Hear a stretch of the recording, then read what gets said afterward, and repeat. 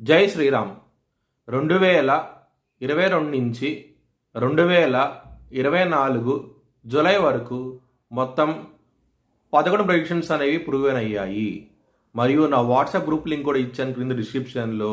ఇది నిజమా కాదా అనుకుంటే కనుక ఈ 11 ప్రెడిక్షన్స్ అనేవి కింద డిస్క్రిప్షన్లో ఉంటాయి. మీరు చెక్ చేసి నిజమైతేనే నా వాట్సాప్ గ్రూప్ లింక్ యాడ్ అవ్వండి మరియు నా ఛానల్ని సబ్స్క్రైబ్ చేసుకోండి. తులారాశికి అధిపతి శుక్రుడు. తులారాశిలో విశాఖ 1, 2, 3 పాదాలు, చిత్తా 3, 4 పాదాలు మరియు స్వాతి 4 పాదాలు ఉంటాయి. ఈ నక్షత్రం వాళ్ళందరికీ నేను చెప్పే మాస ఫలితాలు వర్తిస్తాయి.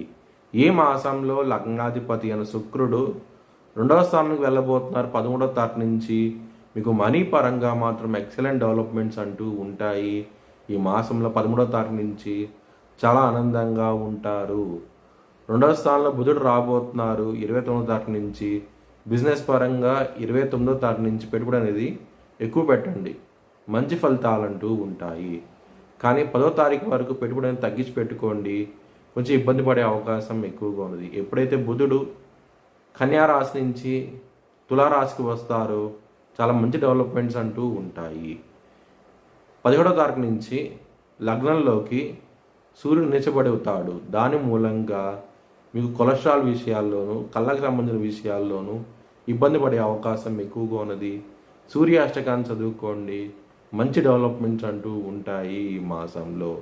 లవర్స్కి మాత్రం ఈ మాసం అనేది అస్సలు అనుకూలించడం లేదు, మీకు ఇబ్బంది పడే అవకాశాలు ఎక్కువగా ఉన్నాయి. దానికోసమే హనుమాన్ చాలీసా పారాయణం చేయండి, మంచి డెవలప్మెంట్స్ అంటూ ఉంటాయి. 6వ స్థానం అధిపతి అయిన గురువు 8వ స్థానంలో ఉన్నారు. విపరీతమైన రాజయోగం అంటూ ఉండబోతోంది. మీకు చాలా మంచి డెవలప్మెంట్స్ అంటూ ఉంటాయి.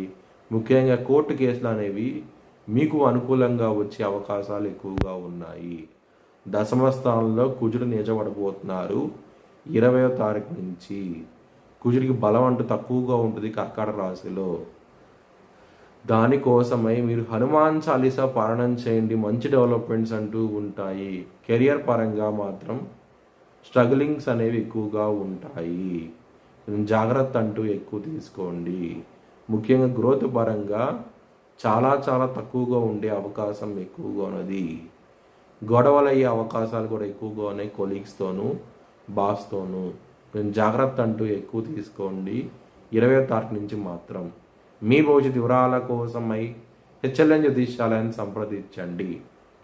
2024 భారత్ ప్రైమ్ మినిస్టర్గా నరేంద్ర మోడీ రీఎలక్ట్ అవుతాడని చెప్పి నేను మార్చ్ 2022లో చెప్పడం జరిగింది.